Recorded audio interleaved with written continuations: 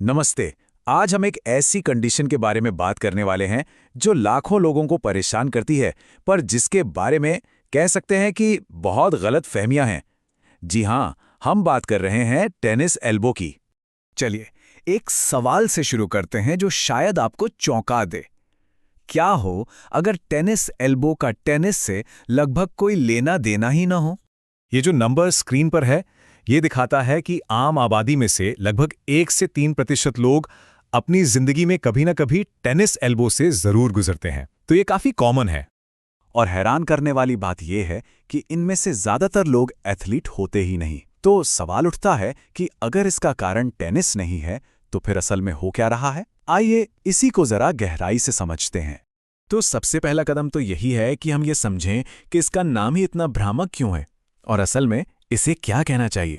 अच्छा, तो मेडिकल भाषा में इसे कहते हैं लैटरल एपिकॉन्डाइलाइटिस। अब यहाँ दो शब्द बहुत जरूरी हैं। पहला है डीजेनरेटिव, मतलब कोई ऐसी चीज जो समय के साथ धीरे धीरे खराब हो रही है, और दूसरा है माइक्रोट्रॉमा, यानी छोटी छोटी बार बार लगने वाली चोटें। तो चलिए अब कोहनी के अंदर झांकते हैं और देखते हैं कि इस दर्द के पीछे का विज्ञान क्या है, ताकि हम इसकी असली जड़ को पकड़ सके। और यहीं पर सबसे बड़ा कंफ्यूजन होता है। देखिए, टेनिस एल्बो टेंडिनाइटिस नहीं है।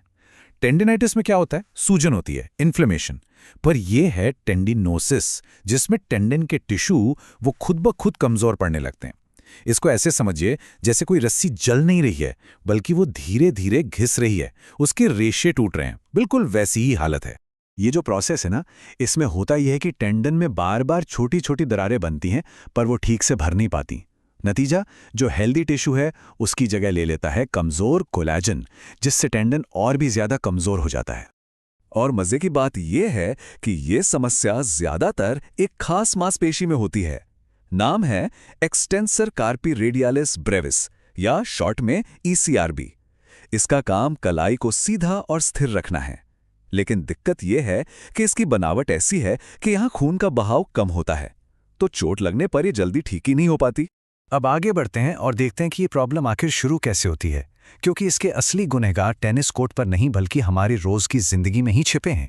कई ऐसे प्रोफेशन हैं जिनमें कलाई को बार बार घुमाना पड़ता है या मजबूती से कुछ पकड़ना पड़ता है, जैसे प्लम्बर, बढ़ई, इलेक्ट्रिशियन, यहां तक कि घंटों कंप्यूटर पर काम करने वाले लोग। ये सभी इसके बड़े कारण बन सकते हैं। सच तो यह है कि हमारे रोज के छोटे छोटे काम, जैसे कोई सामान उठाना, दरवाजे का हैंडल घुमाना या लंबे समय तक लिखना, जब ये बार बार किए जाते हैं तो ये उन छोटी छोटी चोटों का कारण बन जाते हैं जिनसे ये पूरी कंडीशन पैदा होती है। और इसके सबसे आम लक्षण क्या हैं? हाथ की पकड़ का कमजोर हो जाना और कोहनी के बाहरी हिस्से में दर्द होना। ये दर्द कभी कभी बांह के निचले हिस्से तक भी फैल सकता है। तो अब जब हम इसके कारण और लक्षणों को जान गए हैं, तो सवाल ये उठता है कि इससे ठीक होने का सबसे असरदार रास्ता क्या है। अच्छी खबर यह है कि इसका शुरुआती इलाज काफी सीधा साधा है। सबसे पहले तो उन कामों से बचना है जिनसे दर्द होता है, फिर दर्द वाली जगह पर बर्फ लगानी है, सपोर्ट के लिए ब्रेस पहनना है, और हाँ, फिजियोथेरेपी की मदद से सही एक्सरसाइज करनी है, जो बहुत जरूरी है।